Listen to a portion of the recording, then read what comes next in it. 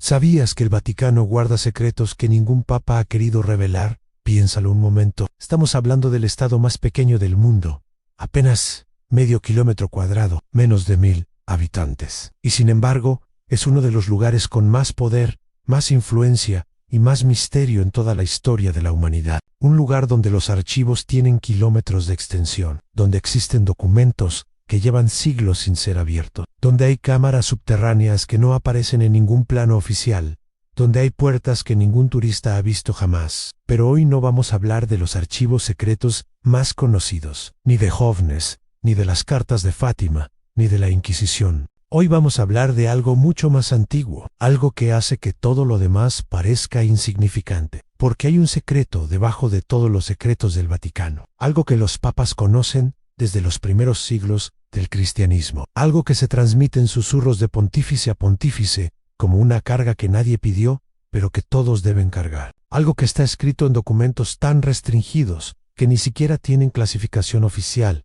porque darles un nombre sería reconocer que existen. El Vaticano tiene encerrado al primer asesino de la historia. No hablo de un criminal medieval, ni de un rey sanguinario. Hablo del hombre que existió antes que cualquier civilización. El hombre que nació en el principio de todo. El que mostró a la humanidad lo que significaba quitarle la vida a otro ser humano. Hablo del hombre que mató a su propio hermano con sus propias manos y que fue maldecido por Dios mismo. Ya sabes de quién te hablo. Caín, el primogénito de Adán, y Eva, el primer hijo de la humanidad, y el primer asesino de la historia. Pero aquí está lo que nadie te cuenta, lo que la historia oficial omite, lo que la Iglesia prefiere mantener enterrado. Caín no murió, no envejeció, no enfermó, no encontró el descanso que todos los seres humanos eventualmente encuentran. Sigue aquí, sigue existiendo, lleva miles y miles de años cargando con algo que ninguna mente humana podría soportar.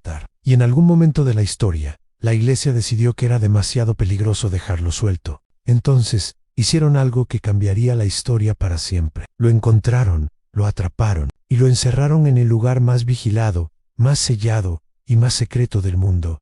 Lo que pasó después es lo que nadie debería saber. Pero hoy te lo voy a contar. Para entender lo que el Vaticano tiene encerrado, primero necesitas entender lo que realmente le pasó a Caín después de matar a su hermano, Abel. Porque la historia que te contaron en la escuela o en la iglesia es la versión corta, la versión que cabe en 3 versículos. Pero la realidad, según los textos más antiguos, según los manuscritos apócrifos que la Iglesia decidió no canonizar, es mucho más oscura y mucho más aterradora. Caín mató a Abel por celos, eso lo sabes. Ambos hicieron una ofrenda a Dios. La de Abel fue aceptada, la de Caín fue rechazada, y algo en el interior de Caín, algo oscuro y primitivo, no pudo soportarlo. Lo golpeó, lo mató, cometió el primer homicidio de la historia humana con sus propias manos, mirándolo a los ojos. Y entonces Dios apareció, no con truenos, no con fuego, con una pregunta simple y devastadora: ¿dónde está tu hermano Abel? Y Caín respondió con la frase más fría que jamás se ha pronunciado en la historia: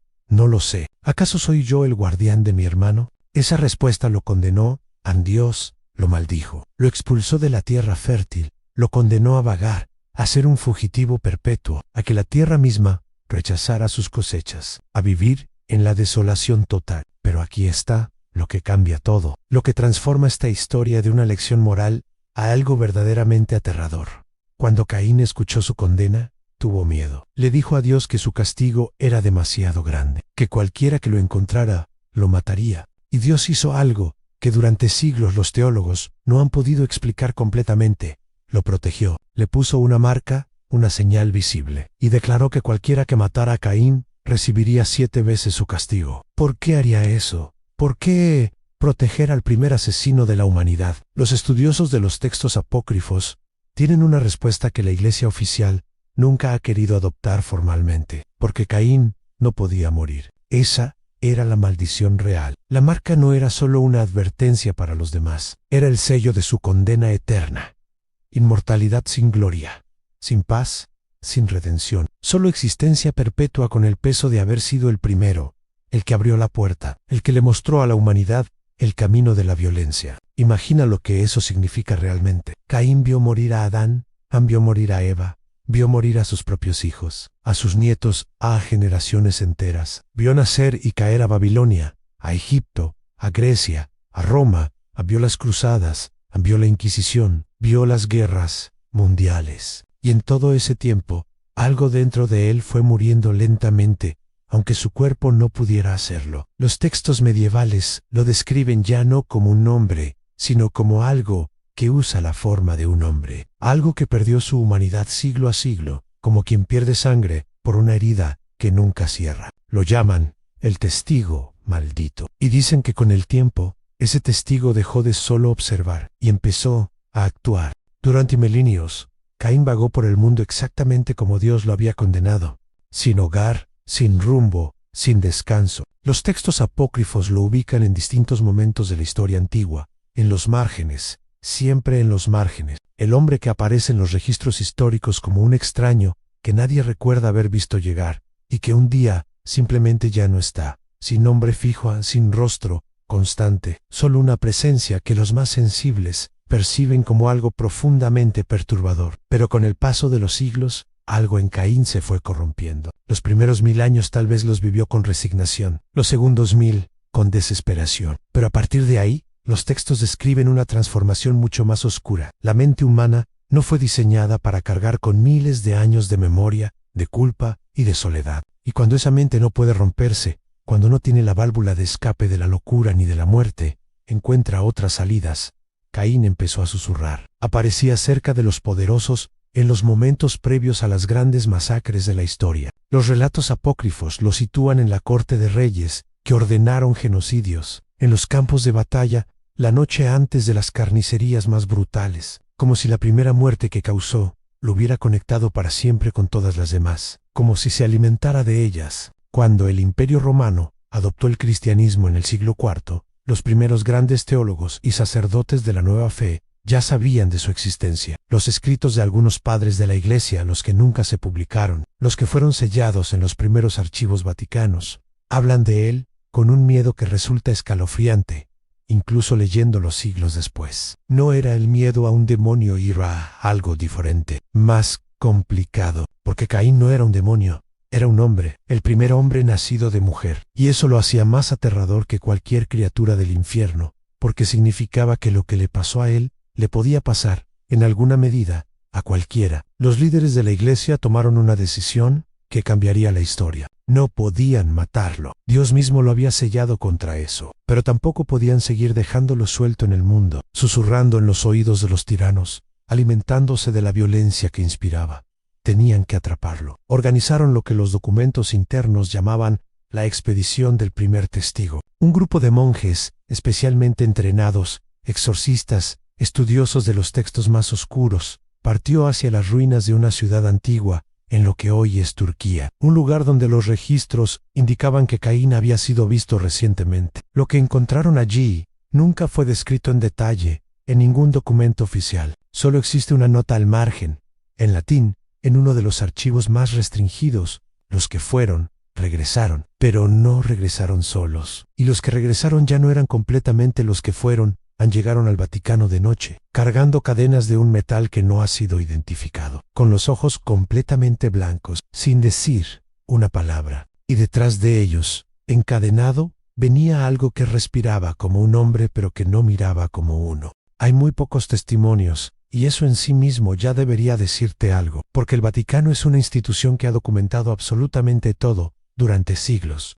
Cada misa, cada decreto, cada visita diplomática, cada gasto, son archivos meticulosos, obsesivos, casi enfermizos en su detalle. Pero sobre esto, casi nada. Lo poco que existe apareció en copias clandestinas, en diarios personales confiscados, en cartas que nunca llegaron a su destino, y que fueron interceptadas y guardadas en carpetas sin clasificación oficial, como si el Vaticano supiera que no podía destruir esos documentos, porque destruirlos sería reconocer que existían. Pero tampoco podía archivarlos normalmente, porque archivarlos sería reconocer lo que contenían. Entonces los dejaron en el limbo, en esa zona gris, donde las instituciones guardan las cosas que no saben cómo manejar. El testimonio más detallado pertenece a un archivista del siglo XVII.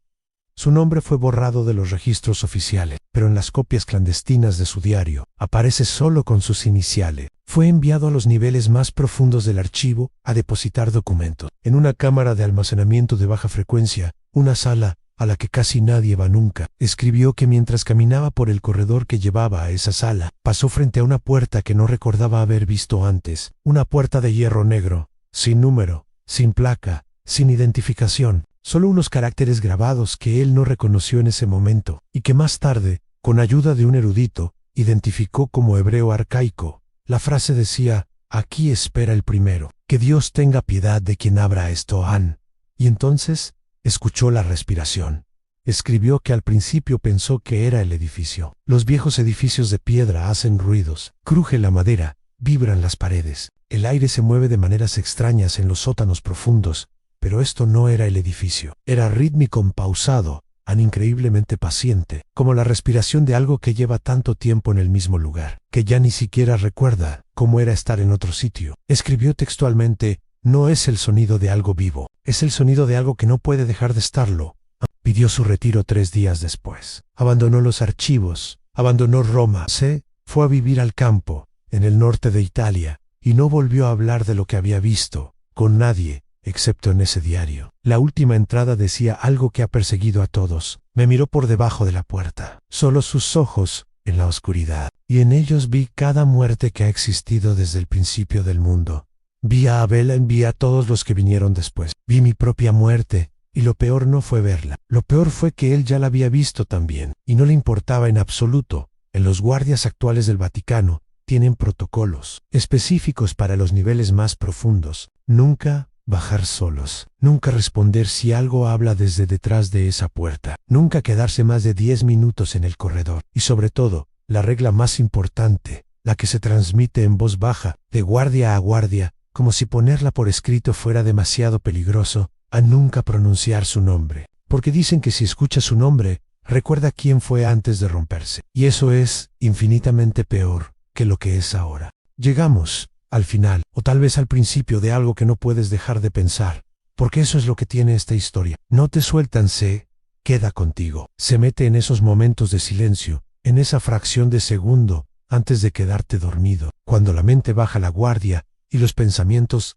van a donde quieren. Y lo que va a ir ahí esta noche, después de escuchar esto, es una imagen muy simple, una puerta de hierro negro, un corredor sin luz, y algo que respira al otro lado. Piensa en todo lo que ha pasado en el mundo desde que Caín fue encerrado en guerras, imperios en revoluciones, avances tecnológicos que habrían parecido magia. El mundo cambió de maneras que resultan casi incomprensibles, incluso para nosotros. Y durante todo ese tiempo, en algún nivel subterráneo, debajo de la ciudad más sagrada del mundo, algo ha estado esperando, sin moverse, sin envejecer, sin dormir de verdad, solo respirando, solo recordando, solo cargando con el peso de haber sido el primero, el primer hijo, el primer agricultor, el primer asesino, el hombre que le enseñó al mundo lo que era perder a alguien, el hombre que abrió esa puerta que ya nunca se pudo volver a cerrar del todo, porque después de Caín y Abel, la violencia ya estaba en el vocabulario de la humanidad. Ya sabíamos que era posible, ya sabíamos cómo se hacía, y él tiene que vivir con eso para siempre. ¿Lo siente? ¿Siente el peso de todo lo que desencadenó? ¿O hace tanto tiempo que simplemente ya no siente nada?